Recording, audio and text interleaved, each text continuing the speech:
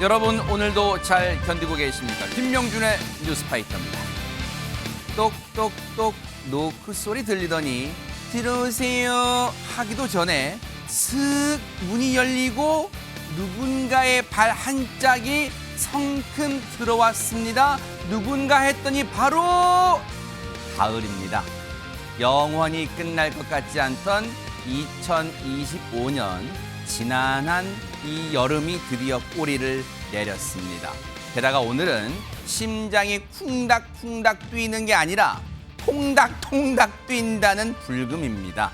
새로운 계절과 반갑게 건배합시다. 9월 19일 금요일 김명준의 뉴스파이터 6조 후에 달려보겠습니다.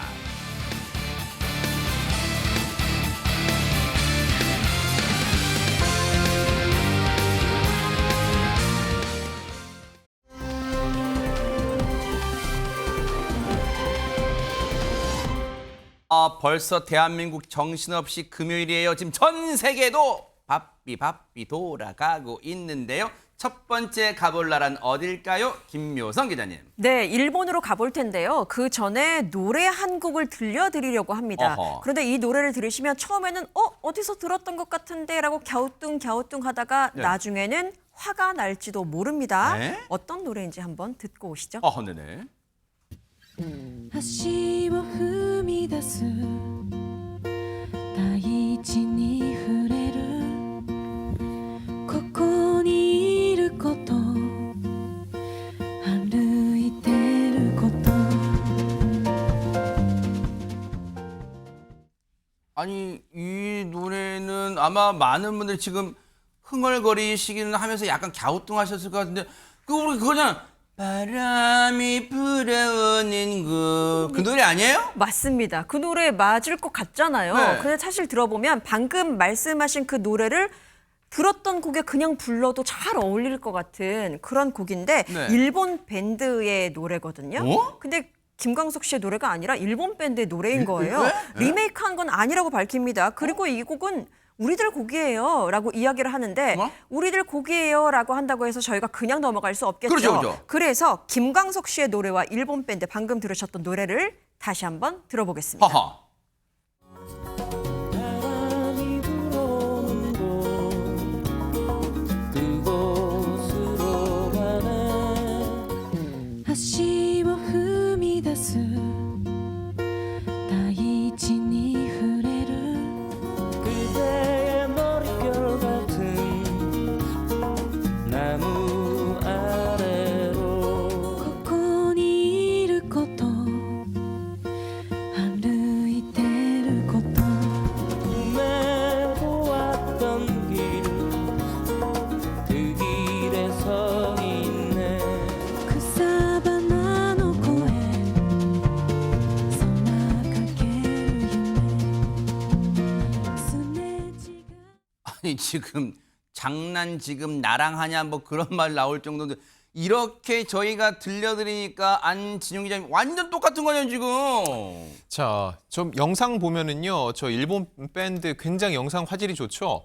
굉장히 최근에 발표했어요. 아하. 지난 10일 날 이 일본의 슈퍼 등산부라는 곳, 이 밴드가 산보라는 제목으로 발표를 했는데 네. 누리꾼들 댓글을 보면은요, 아 리메이크했구나 이런 반응이 먼저 나와요. 그러겠죠. 너무 똑같으니까는 그러니까요. 이거 어디서 들어본 것 같은 데가 아니라 아 리메이크 곡이구나 생각할 정도로 판박이라는 거죠. 네. 이거는 한국인 일본인을 떠나서 리메이크 곡이라고 해도 믿을 것 같다라는 반응이 나왔습니다. 네. 자 그러다 보니까 이 인디 밴드 역시 가만히 있을 수는 없었던 것으로 보입니다. 네. 자신들의 유튜브 채널에 댓글로 입장을 달았는데 일단 인정을 했습니다. 비슷하다는 걸 인정을 한 거예요. 아. 구체적인 내용을 보면은 제작 당시에는 바람이 불어오는 곳이라는 노래를 알지 못했다.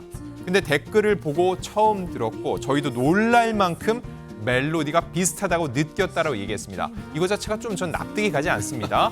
그리고 또 강조해요. 네. 완전히 우연에 의한 것이다. 아. 그냥 우연도 아니고 완전히 우연이라는 거예요. 한정된 음계와 코드 속에서 때로는 의도치 않게 비슷한 멜로디가 생겨나는 일이 있다. 이번 지적을 계기로 훌륭한 명곡을 알게 됐고 김광석님의 명곡에 대한 존경심을 가슴에 새기며 더욱 신중히 작업하겠다라고 했는데 네. 제가 그동안 숱한 표절 시비 그리고 비슷하다는 의혹 제기하는 노래를 들어봤는데 또 관련된 해명도 들어봤는데 이렇게까지 뻔뻔한 해명은 처음입니다.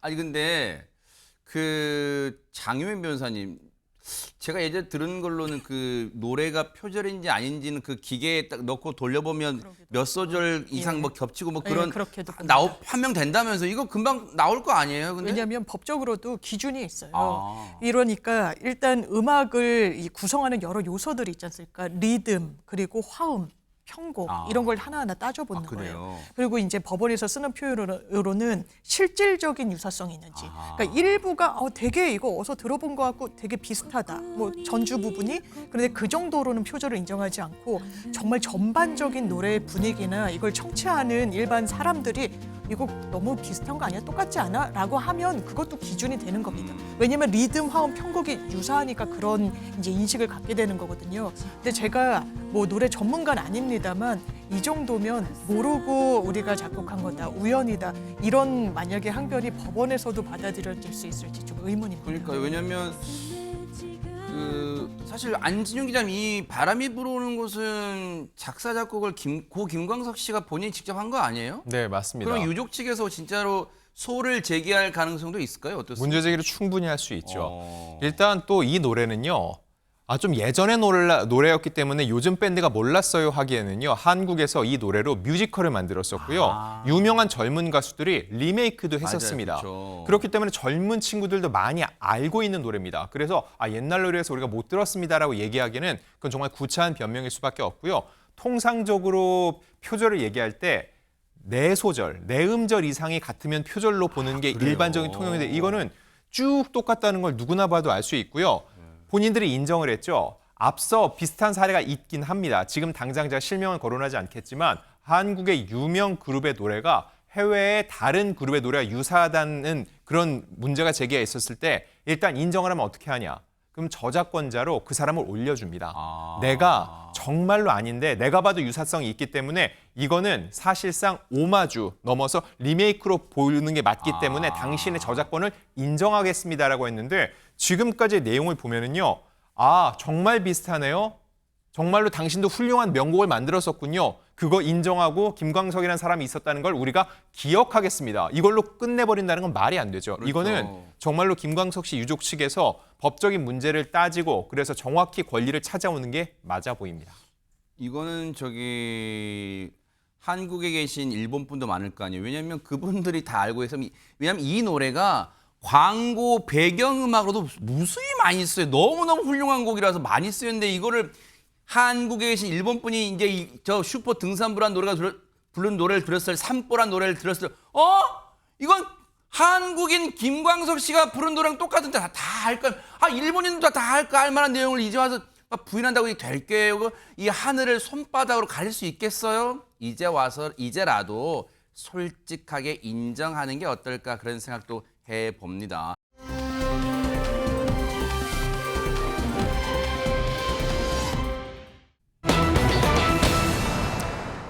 우리가 모를래야 모를 수가 없는 이름 김건희 나왔는데 전자발찌가 웬 말일까요? 김묘성 기자님.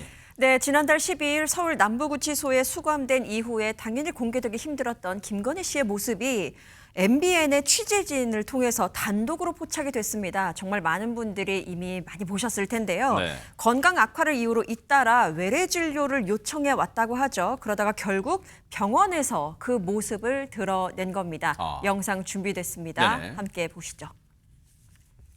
서울 동작구의 한 대형 병원입니다. 네. 안경과 마스크를 쓰고 구치소 환자복을 입은 채 휠체어를 탄 김건희 씨 모습 지금 지나갑니다. 지금 이게 김건희 여사예요? 네. 직원의 보조를 받으면서 진료실 안으로 들어가는데요. 20여 분 뒤에 들어갈 때와 같은 모습으로 이렇게 나왔습니다.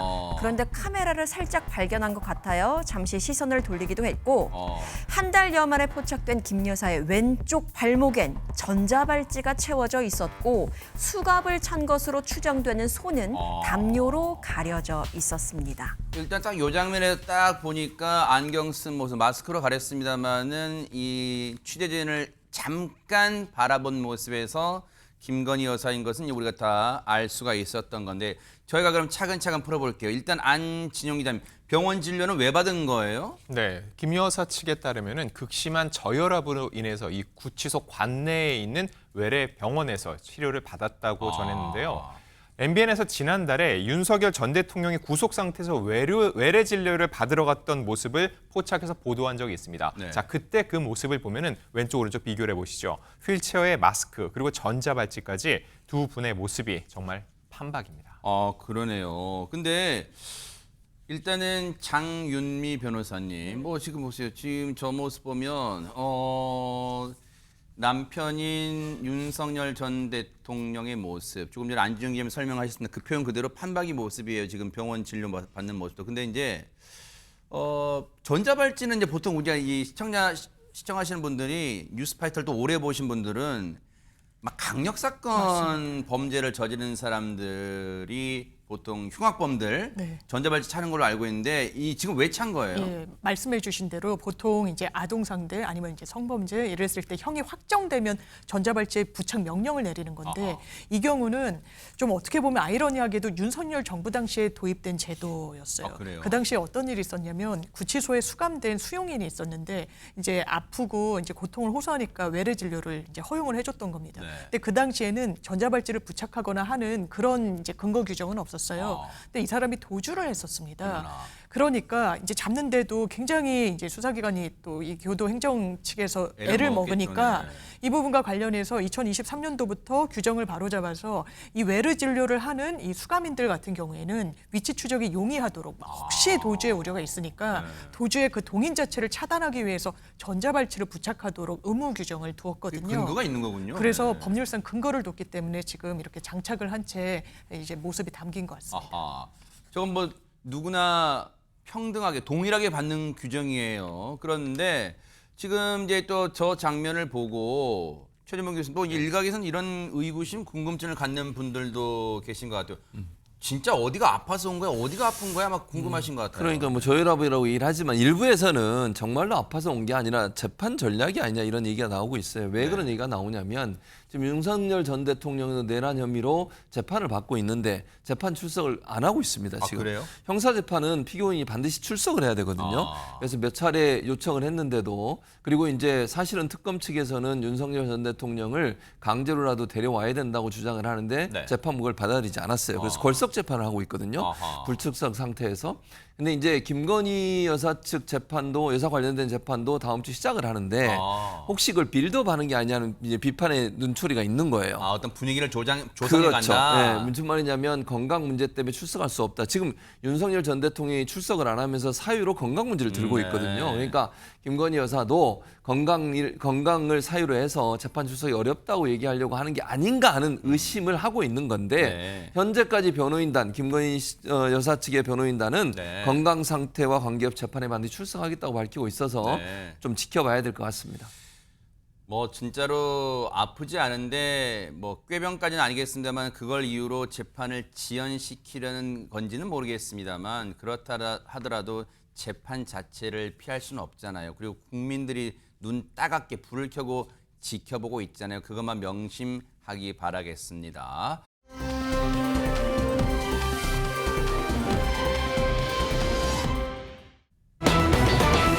자, 우리 바꿔볼게요. 93세라면 대박 사건. 김묘성 기자님, 거의 뭐 한 세기를 가까이 살았다고도 과언이 아니잖아요. 그러니까요. 저는 이분 볼 때마다 정말 깜짝깜짝 놀랍니다. 90대의 나이를 믿기 힘들 만큼의 건강은 물론이고 동안 외모를 유지해서 늘 화제가 되는 인물이죠. 이길여 가천대학교 총장입니다. 어머나. 1932년생입니다. 1932년생요? 네, 93살입니다. 그런데요.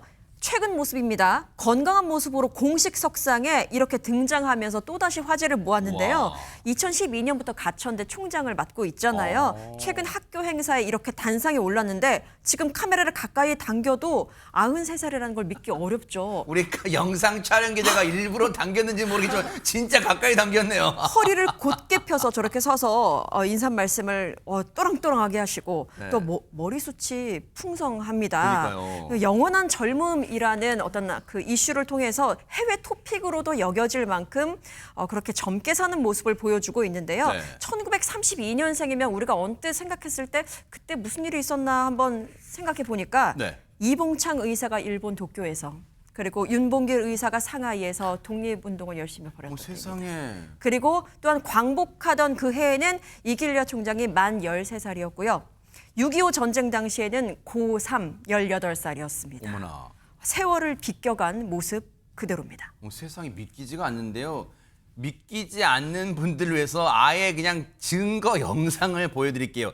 이길려 총장이 대학교 축제 때 아주 그냥 무대에 직접 올라서 젊은이들과 함께 그냥 정말 한 몸으로 같이 즐겼답니다. 영상 보시고 이어가 보도록 하겠습니다.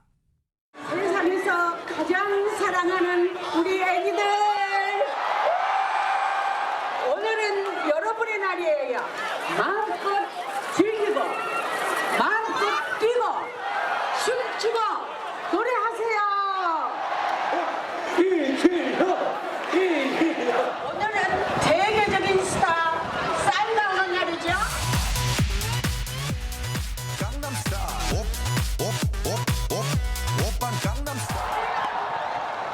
하천 스타.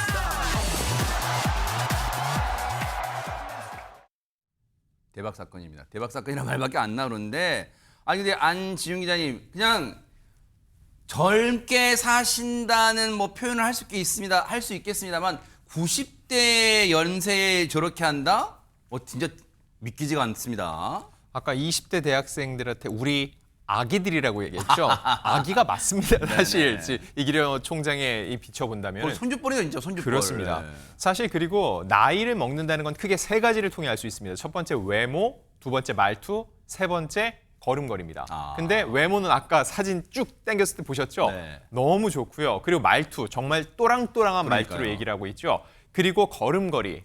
지금 보면은 싸이의 말춤을 전혀 부담 없이 출 정도로 아주 꼿꼿하게 서 그러니까요. 계신다는 거죠. 네.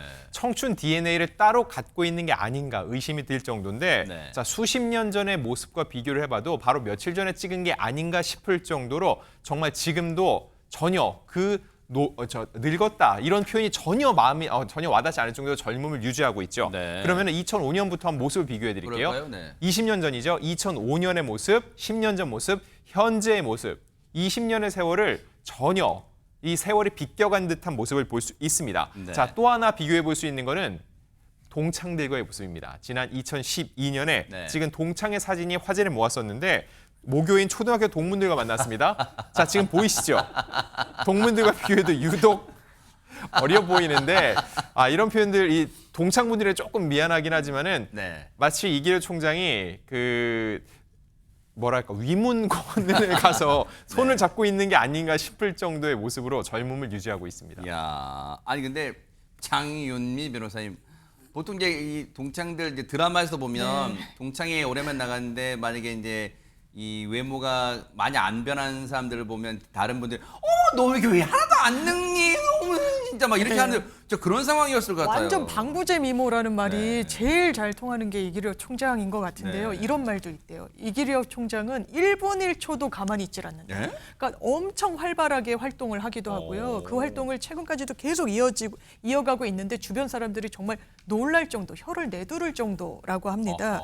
지난 2003년도에는요. 또 화제가 되는 한 이 광경을 연출하기도 했는데요. 뭘까요? 이게 심장병 어린이 돕기 자선 골프 대회 모습이에요. 지금 골프공 치는 거 보세요. 와. 굉장히 장타를 힘이 굉장히 좋은 상황이신 네. 거죠. 입이 딱 벌어지는 시타를 보여줬다고 해서 당시에도 화제가 상당히 됐었고요. 네.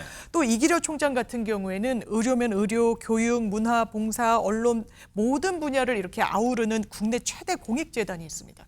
그곳을 이끌고 있는데 거기 이끄는 업무가 얼마나 많겠어요. 그러니까 하루에 4시간밖에 자지 않는다라고요. 그래요? 그러니까 건강 유지를 하기 위해서 정말 운동도 열심히 하는 것 같고 네. 또 저희 또래들 보면 30살만 넘어도 이거 안 신는다고 하거든요. 그게 뭔데요? 하이힐입니다. 하이힐. 워낙에 좀 힘들고 자세 잡기도 어렵고 또 몸에 부담도 많이 가는데 지금도 이길여 총장은 하이힐을 즐겨 신는다고 해서 세상에. 많은 사람들이 저희처럼 굉장히 놀라고 계신다고 해요. 네. 그래서 야, 이 정도면 세월 역주행이다. 이런 반응들도 누리꾼들 사이에서 나오고 있고요. 네. 또 우리 엄마보다도 젊어 보인다라고 하는데 아마 엄마라는 표현을 쓰는 걸 보면 네. 어머님이 60대나 70대실 것 같아요. 네. 아니 이기렬 총장보다 훨씬 어린신 분일 것 같은데 50대라고 해도 믿을 것 같다. 와. 그 열정에 감동받아서 나까지도 동기부여가 된다. 참 힘이 된다. 이런 의견들도 있었습니다. 믿기지 않는다는 말이 계속 입에서 나올 수밖에 없는 진짜 최강 동안인데 그러면 이쯤 되면 최재범 교수님 네. 비결이 뭐예요? 지금 93세? 93세인데 네, 맞아요. 비결이 뭡니까? 다들 궁금해하실 거예요. 네. 보시는 분들도 나도 좀 건강하게 젊게 살고 싶은데 비결이 뭘까 이런 생각을 하는데 이길래 총장이 그런 얘기를 하시더라고요. 단순히 밥 잘 챙겨 먹고 운동 좀 한다고 해서 나올 수 있는 에너지는 아닌 것 같다 이런 얘기를 해요. 근데 기본적으로 철저한 자기 관리 그것이 결국은 지금의 이길래 총장의 저는 건강을 유지하는 방법이라는 생각이 드는데. 근데 보통 철저한 자기 관리 말은 쉽잖아요. 그렇죠. 뭐 어떻게 한다는 힘들어요. 근데 거예요? 어떻게 하냐면 네. 이게 첫째는요. 건강을 유지하기 위해 지방 곳곳에 가습기를 틀어놓는데요.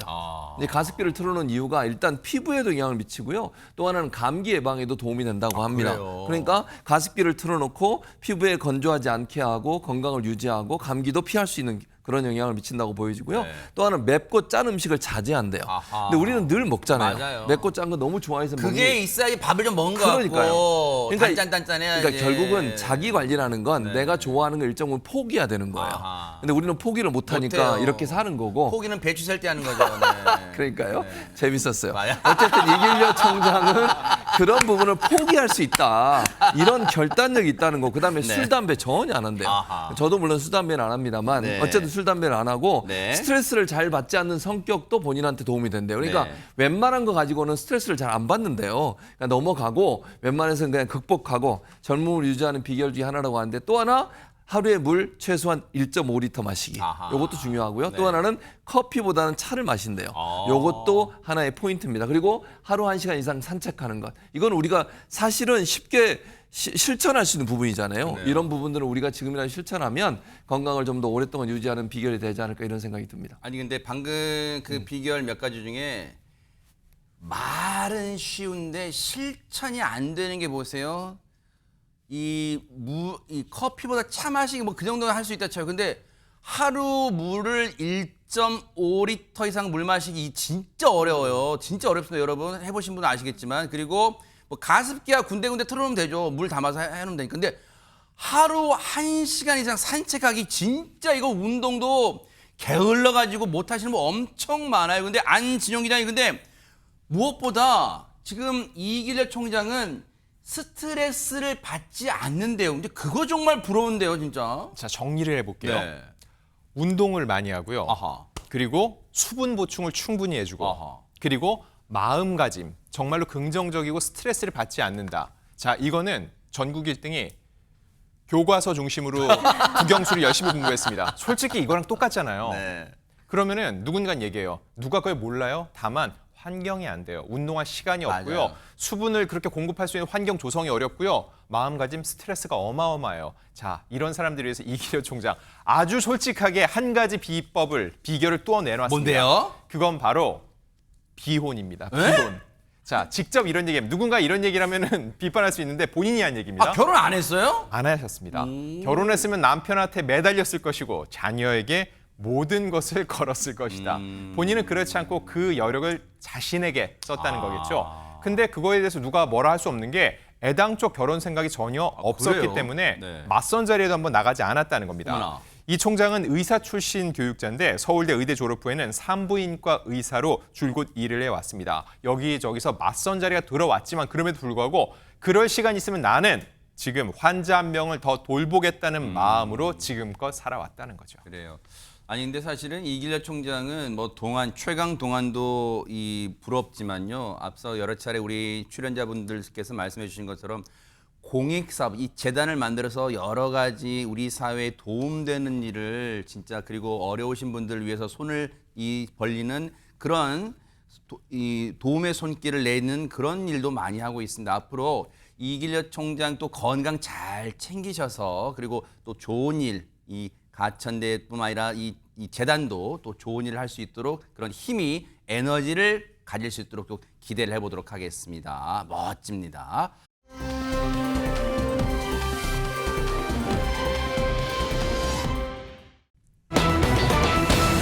이제 바꿔볼게요. 어머나, 연아 혹시 우리가 알고 있는 김연아 씨라고 생각하려고 했더니 늦둥이란 말 조금 걸리네요. 이거 뭐예요? 그러니까요. 늦둥이라는 수식어가 붙었습니다. 마이크를 들고 무대에 등장한 5남매 중 늦둥이 연아 이야기를 해보려고 하는데요. 그 김연아라는 이름 앞에 팬들이 이렇게 외칩니다. 무대 체질 김연아, 깜찍공주 김연아 이렇게 외치는 현수막을 들고 있었다는 여기까지만 겁니다. 들으면 뭐 그 피겨스케이팅 김연아 씨라고 해도 왜냐하면 그 무대 체질, 그 그렇죠. 스케이팅 무대 체질도 맞잖아요. 네. 그렇긴 한데 오늘 소개할 김연아는 11살 어린이입니다. 11살 김연아 양입니다. 어머나. 무대에서 노래 한 곡을 뽑았는데요. 11살이면 사실 K-팝 이런 노래 부를까요? 어떤 노래를 부를지 영상으로 확인해 보시죠. 오호. 공주 연아양이 왔습니다. 박수 한번 주세요. 안녕하세요. 이렇게 좋은 날에 초대해 주셔서 감사합니다. 트롯 국민공주 김연아 인사드립니다. 반갑습니다.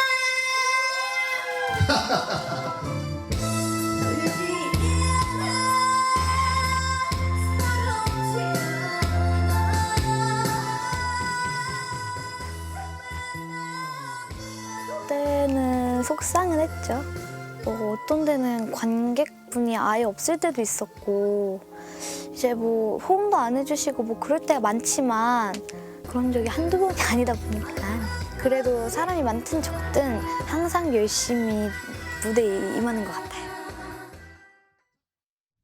아니 장유민 변호사님 영상 보면서 우리가 다 속상했어요. 진짜 그러니까요. 객석이 휑했어요 진짜. 아이고. 이 노래 솜씨를 진짜 현장에서 듣고 싶어 하시는 분들도 많으셨을 것 같은데. 네. 근데 그날 관객석이 휑했던 데는 이유가 있었습니다. 왜요? 폭우가 온 날이었대요. 아이고. 그러니까 여기까지 이제 행사장까지 오기가 어려웠던 것 같은데 이제 노래 이제 한 소절 뽑아내는 걸 보면 진짜 너무 잘 부르잖아요. 세상에. 근데 노래 솜씨도 프로급인데 생각도 또 프로급이에요. 이렇게 휑한 무대를 보면 위축되기도 하고 속상하기도 할 법한데 연아 양은 이 무대는 내가 다시는 못 오를 무대일 수도 있다. 어머나. 그리고 이 순간 내가 지금 서 있는 이 무대 나에게는 너무나 소중하기 때문에 한번 내가 무대에 올라선 이상 끝까지 즐겨보자. 이런 마음가짐으로 무대에 섰다는 거예요. 세상에. 그런 정말 기특하기가 그지없는데 또 이 연아 양에게 붙은 별칭 중에 하나는 효녀 가수라고 그래요? 합니다. 효녀 트로트 가수라고 하는데요. 5남매의 외동딸인데 형제가 상당히 많잖아요. 네. 근데 그것만 특색이 있는 게 아니라 오빠가 위로 3명이 있는데 네. 20살 나이 차이가 난대요. 어머나. 그러니까 늦둥이 중에 늦둥이인 거예요. 네. 그러니까 연아 양이 11살이고 20살 차이가 나니까 오빠들은 다 성인이라고 하고요. 네. 그런데 또 연아 양이 막내가 아닙니다. 지금 보시는 것처럼 너무 귀여운 동생이 막내니 있는데요. 귀엽다. 예, 연아 양이 태어나고 나서요. 이 부모님이 시험관 시술로 보관을 해놓으셨었대요. 그래서 또 다른 생명인 동생이 4년 만에 태어나서 연아 양에게 또 남동생이 있다고 하네요. 세상에. 근데 보세요. 셋째 오빠와의 터울을 보세요. 일단 김연아 양 보세요. 와, 10살 넘어가잖아요. 그러니까 이 어렵게 10년간의 기다림 끝에 보통 옛날엔 그러잖아요. 이게 뚝 아들 낳다 보면 딸 좀 낳자고 이제 또 이렇게 노력하시는 그런 부부가 많은데 엄마 아빠가 막 그러셨던 것 같아요. 10년간의 기다림 끝에 얻은 이 연아 양이니까 얼마나 또 소중하겠어요. 그런데 효녀 가수랍니다. 어떨까요? 한번 보시고 이어가 보도록 하겠습니다. 공주 일어났네. 연아. 연우야, 밥 왔는데 이제 안 놀 거야? 알겠어. 그러면 되자. 나는 동생을 잘 챙기죠. 근데 이게 12살에 갑자기 하는 게 아니고 동생이 태어나서부터 이렇게 하다 보니까 좀 자연스럽기는 해요. 연하 나이로서의 그 자체의 삶이 없는 것 같다. 그 생각하면 지금 눈물 나. 자기가 좋아서 하는 거기 때문에 행복하다라면 해야지. 그럼 우리가 밀어주고 할 수 있는 건 다 해주는 수밖에 없냐, 부모로서. 딱인데. 맞네. 5,000원. 이것도 5,000원. 18,000원인데 15,000원. 와, 또 깎아주시기까지. 할아버지가 못 사죠? 아빠인데요. 아빠예요? 할아버지가 못 사줘서 좋겠다 생각했는데. 아빠예요, 아빠. 순간 아마 이제 물건 파시는 분께서 약간 당황하셨을 수 있는데 어쨌든 안진용 기자님 연하양이 늦둥이다 보니까 어디 가면 이런 상황이 좀 일어날 수도 있겠어요, 종종. 지금 연하양 표정을 봐도요. 처음은 아닌 것 같아요. 네. 근데 의연하게 받아들이죠. 아무래도 아빠가 환갑을 바라보고 있고 연하양과는 50살 가까이 차이 나다 보니까 가끔 이런 오해를 받는다고 하는데 연하양보다도 이 아빠가 더 신경을 쓰는 것 같다는 거죠. 왜냐하면 학교에 가끔 학부모가 가야 되는데 주저하게 된다는 거예요. 아빠, 엄마가 너무 나이가 들어 보여서 할아버지, 할머니 같아서 조금은 연하가 신경 쓰지 않을까 한다는데 아이고. 그때마다 연하양이 먼저 얘기를 한답니다. 네. 무슨 소리야? 안 창피해. 그런 게 어딨어? 학교 와. 라고서는 세상에. 항상 얘기를 해준다는 거죠. 어머나. 근데 이것뿐만이 아닙니다. 연하양은 이런 거에 하나도 속상해하지 않고 딱 집에 오면은 묵묵히 고사리 같은 손으로 엄마 아빠를 도와주면서 집안일까지 척척 해낸다고 하는데 세상에. 자, 어떤 걸 하느냐. 지금 보이시죠? 들어오자마자 이렇게 깔끔하게 이불을 개고요. 어머나. 전선 정리까지도 본인이 직접 합니다. 아이고. 안전을 먼저 생각을 하는 거죠. 그렇죠. 문어발처럼 돼 있네 진짜. 네. 그리고 여기서 그치지 않습니다. 아무래도 아빠, 엄마가 연세가 좀 있다 보니까는 엄마의 고단함을 덜어주기 위해서 저렇게 다리, 허리를 주물러 주면서 어머나. 누구보다 든든한 효녀 역할을 해나가고 있습니다. 아니 진짜 어른 같아요. 왜냐면 자기도 생활도 바쁠 텐데 학교 갔다 와서 동생 챙기랴, 엄마 허리다리 주물러 드리랴, 전선 정리하랴, 집안 구석구석 게다가 노래 연습까지 하랴. 어머 세상에. 근데 또 하나 우리가 그냥 이제 제가 하나를 소개시켜 드리려고 하는데 사실 연하양이 저렇게 엄마를 열심히 돕는 이유 중에 하나가 있어요. 뭘까요? 그리고 뭐냐면 이제 연하하고 그다음에 동생이 있었잖아요. 네. 그 동생하고 엄마하고 같이 아마 밖에 나간 것 같아요. 그래서 이제 횡단보도 건널목을 건너기 위해서 기다리고 있었는데 건널목에 신호가 바뀌어서 발을 떼는 순간 엄마가 쓰러지신 거예요. 어머나. 그러니까 엄마는 거기까지만 기억을 하시는 거예요. 그래서 정신을 차려보니까 바닥에 누워있는 상태가 된 아이고. 거잖아요. 근데 어린 나이에 제 연하와 그 동생이 갑자기 의식을 잃고 쓰러진 엄마를 보면서 얼마나 황당하고 당황했겠습니까? 알고 봤더니 어머니가 병에 걸리셨는데 뇌수두증이라는 병에 걸리신 거예요. 아이고. 그리고 이제 아빠도 없는 상태에서 엄마가 아픈 걸 보니까 이 연하 입장에서는 너무너무 충격을 받고 아이고. 엄마를 도와드리겠다는 생각을 한 거예요. 네. 그래서 안 그래도 일찍 철이 들어서 많은 집안일을 도와줬는데 네. 그 사건 이후에 엄마에 대해서 늘 지극정성으로 안마도 해드리고 동생 챙기는 일을 본인이 앞장서서 하는 거예요 지금.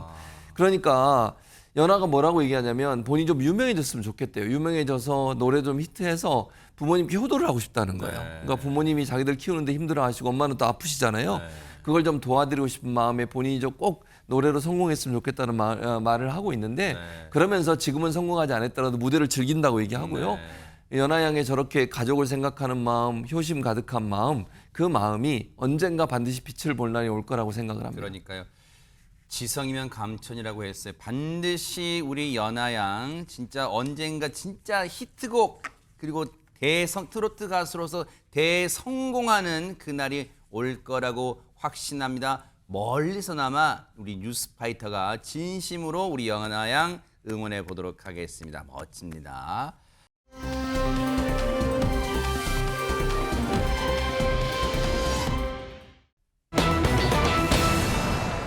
제목이 아리송합니다. 안진용 기자님. 네, 지난달 14일 충북 청주에 있는 한 아파트 공원에서 벌어진 일입니다.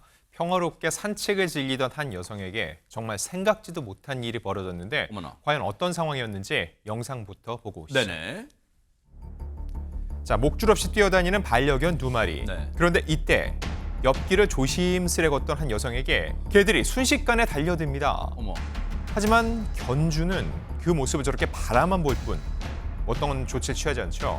결국 여성은 통제불능의 개들에게 종아리를 물리고 마는데요. 아이고. 이렇게 사고가 터지고 나서야 견주가 나서서 개들의 목덜미를 잡고 데려갑니다. 아니 그러면 애초에 저 평상에 앉아있던 사람이 견주인가 견주예요. 본데 아니 견주가 보통 자기 반려견이 누구 물려고 하면 요즘 보통 목줄을 끌고 산책시켜도 앞에 사람 오면 목줄을 당기거나 하거든요. 그 사람한테 못 가게. 근데 예. 지금 뭐 하는 거예요, 그러니까요. 지금? 저 태도가 대단히 잘못됐죠. 다른 사람 자기한테는 귀여운 반려견일지 모르지만 다른 사람한테는 무서운 동물일 수 있어요. 그건 알 수 없는 거 아니겠습니까? 그러면 통제를 해야죠. 밖에 나와서 자기 집안도 아니고 밖에 나와 사람들이 걸어다니는 통로에서 저렇게 방치를 놓는 건 대단히 위험한데 실제로 이 여성 3번이나 물렸습니다. 어머나. 그리고 마지막 물릴 때는요. 이빨 자국이 선명히 남을 정도로 상처를 입었다고 해요. 그런데요. 항의를 했을 거 아닙니까? 피해자가 항의를 했겠죠. 지금 왜? 저렇게 선명하네요, 진짜. 예, 어머머머머머. 저렇게 상처가 났어요. 그래서 항의를 했어요. 견주한테 어떻게 된 거냐. 걔를 왜 이렇게 제대로 관리를 안 하느냐고 얘기를 했더니 이 견주가 오히려 큰 소리를 쳤다는 뭐라고요? 거예요. 뭐라고 했냐면 우리 개가 언제 물었냐라고 사고 자체를 부인하는 발언을 했다고 합니다. 아니, 저 견주라는 사람 저 평상에 앉아있을 때 눈 감고 앉아있었어요. 못 본 거야. 코앞에서 봤을 거 아니에요, 지금. 그러니까요. 과연 강아지를 키울 자격이 있나 의심스럽습니다. 사실 목줄을 하지 않는 것은요. 강아지한테도 굉장히 위험합니다. 어떤 식의 돌발 행동을 할 수도 있고 외부의 위협도 있을 그렇죠, 수 네. 있으니까요. 그런데 기본적인 걸 지키지 않았고 결국 이 강아지에게 물린 여성은 이를 곧바로 경찰에 신고를 합니다. 그리고 출동한 119 구급대원을 통해서 응급처치를 받고 네. 응급실로 이송돼서 치료를 받았는데요. 아이고. 진단 결과 전치 2주입니다. 그런데 여기 돈이 많이 들었어요. 진료비, 치료비만 해도 약 40만 원 정도가 아이고. 들게 됐는데 네. 당연히 피해 보상을 요구해야죠. 네. 그래서 견주에게 말을 했더니 견주는 끝끝내 잘못을 인정하지 않은 채 오늘 이 얘기 되게 많이 하네요. 법대로 해라. 법대로 하라라는 적반하장의 태도를 보였다고 합니다. 야, 참 법 좋아합니다. 법을 얼마나 잘 알았는지 모르겠지만 이 피해 당하신 분과 그 가족분들의 고통은 이만저만이 아니잖아요. 그래서 경찰에 결국 신고했고 담당 수사관과 어떤 대화가 오갔을까요? 들어보시고 이어가 보도록 하겠습니다. 지금 CCTV 보셨듯이 물린 게 확실하잖아요. 2번, 3번 물렸잖아요. 상처 사진까지 다 있고 진단서까지 있어요. 응급실 진단서도 딱 떼어서 보내드리고 정형외과 진단서도 떼어서 보내드렸잖아요. 네네. 아니 이렇게 됐는데 해결 방법이 없다. 이게 웃기잖아요 이거. 그쵸, 이게 상식적으로 그렇죠. 저도 지금 너무 답답해요. 그럼 어떻게 하실 생각이세요? 일단은 형사적으로는 지금 이걸로는 안 되셔요. 민사적으로 손해배상 청구를 좀 한번 알아보셔야 될 것 같아요. 500만 원 든대요. 500만 원 든다는데 어떻게? 이게 담당 수사관으로서는 정말 지금 이런 상황이 너무 답답합니다, 진짜. 지금 아마 장유미 변호사님 짧게 500만 든다는 거 아마 이 민사소송 하려면 변호사 비용 말씀한 그건가 봐요. 그렇죠. 예. 민사소송을 하려고 알아봤더니 변호사 비용만 500만 든다고 하니까 지금 막막한 거예요. 지금 이 피해자 가족분들 입장에서는. 그래서 할 수 있는 게 경찰 입장에서 형사적으로 형사사건으로는 아무것도 할 수 없다 이런 말 들었을 때 얼마나 억장이 무너졌을까요? 관련 얘기 들어보시고 이어가 보도록 하겠습니다. 그 사람이랑 통화를 한번 해봤는데 언제 물었냐 이런 식으로 저한테 하니까 제가 너무 화가 나서 그냥 한 번 전화하고 말았어요. 그리고 경찰관 분도 종결하면서도 이거 물긴 물었고 상처도 있고 뭐 진단까지 나왔는데 격리해서 해줄 게 없다. 뭐 그런 식으로 끝나버렸어요. 그냥 뭐 작은 강아지든 큰 개든 주변에 이렇게 나타나면 깜짝 놀라시고 뭐 어디 나가기가 겁난다. 뭐 이렇게 말씀하시고 트라우마가 좀 있으세요. 그냥 피해만 엄청 보고 잘 다니시지도 못하고 뭐 그런 상황인 거죠. 이건 지금 분노가 치면 아마 시청자분들도 어머 이거 무슨 일이 하실 거예요. 그럼 장유미 변호사님 피해가 경미하다는 거예요. 가볍다는 거예요. 그러면 맹견이 물어서 진짜로 막 병원에 들어놓고 전치 십몇 주 나오고 그래야 되는 거 이거 어떻게 봐야 되는 거예요, 이거는? 그러니까요. 이제 개한테 물리면 이게 고의성은 없다고 할 수 있잖아요. 일단 그 개 주인한테는. 그러니까 과실치상죄를 물을 수 있습니다. 아마 이 담당 수사관이 얘기하는 건 과실치상이라는 거는 내 실수로 타인에게 상해에 이를 정도의 어떤 그 상해를 입혔다는 거거든요. 그럴 때 상해라는 거는 어쨌든 신체적 기능이 훼손이 돼야 되는데 그 정도까지는 이르지 않은 거 아니야라는 법률 판단을 한 것 같은데요. 저는 약간 동의되지 않는 부분이 있고 왜냐하면 진단도 2주 정도가 나왔고 병원비도 적지 않게 나왔고 그러면 다리에 불편함이 있을 거예요. 일상적인 생활이 좀 한동안은 어려우실 거란 말이에요. 그러면 이건 검찰에 송치를 하지 않았다는 거니까 이의를 해가지고 과실치상죄로 좀 의율해달라고 계속 적극적으로 의견 개진을 하셔야 될 것 같고요. 당연하지만 그것과 별도로 병원비는 줘야 되는 겁니다. 그러니까요. 이걸로 인해서 진료를 받았기 때문에 이 견주도 법대로 하라고 할 게 아니라 본인이야말로 정말 법대로 해야 됩니다. 견주분 그렇게 살지 마세요. 그 행동요 당장 이 사건 그냥 버티게 하면 돈도 물어주지 않을지도 모르겠지만 지금 전국에 반려견 키우시는 분들 다 욕되게 하는 행동이에요. 그런 식으로 행동하면 되겠어요? 지금이라도 사과하고 뭔가 소정의 양심이라도 뭔가 성이라도 보이기를 정말 기대를 해보도록 하겠습니다. 자, 여러분과 함께하는 김명준의 뉴스파이터 이제 다음 얘기로 넘어가 보겠습니다.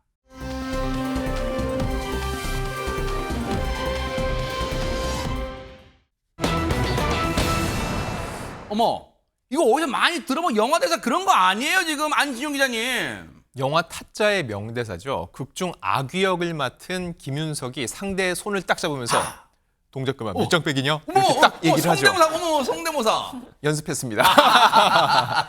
자, 근데 이런 김윤석 씨가 충북 청주에도 한번 와 보셔야 될 것 같습니다. 네? 자, 지난 6월 19일 청주의 한 중고 휴대전화 판매 매장에서 어떤 상황이 벌어졌다고 하는데 어떤 밑장빼기였을까요? 영상으로 만나보시죠. 네네.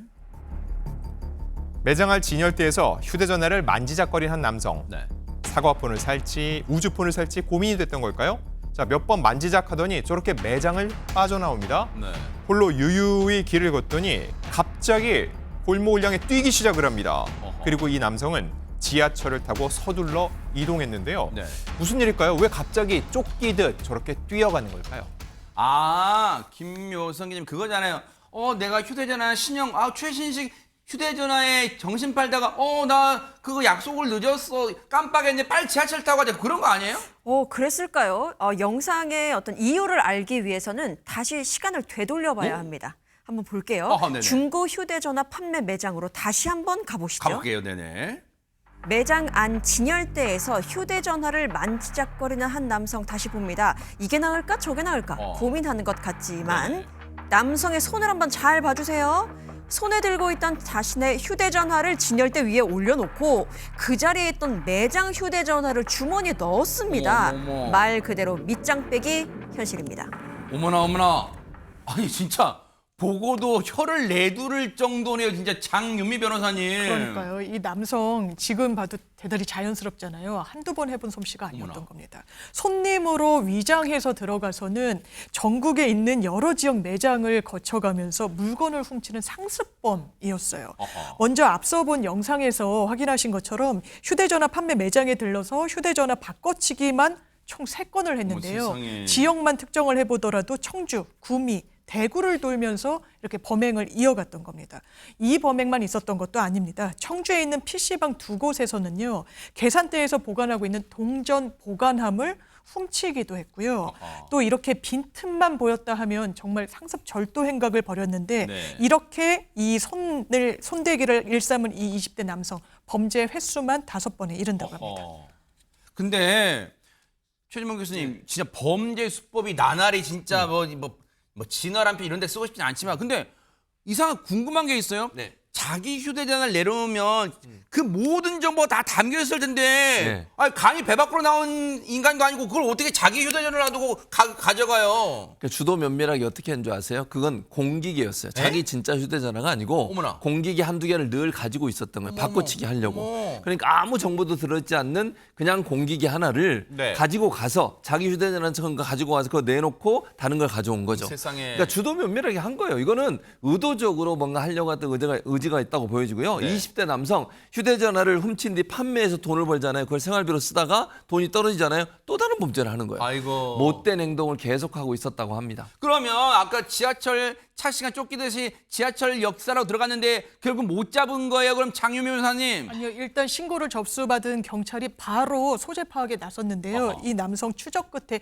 잡혔습니다. 광주시에 이 남성이 소재하고 있다는 게 파악이 됐고요. 한 광주 소재 모텔에서 투숙하고 있던 이 남성을 신속하게 경찰이 체포를 했는데 체포할 당시에 또 의외로 이 상황을 예견했다는 듯이 순순히 체포 이 현장에 임했다라고 합니다. 아니 근데 저 못된 인간은요 저런 꼭 범죄를 저지른 인간들은 글쎄요 저 인간이 머리가 좋았는지는 모르겠지만 꼭 나쁜 쪽으로 머리 쓴 인간들 너무너무 많아요. 하지만 CCTV가 늘 매 눈처럼 지켜보고 있다는 거 그리고 우리 대한민국 경찰분들 집념의 대한민국 경찰분들이 계시기 때문에 대한민국은 3명이 바다에 북한 못 가요. 그러면 다 결국 잡힌다는 거 명심 또 명심하기 바라겠습니다.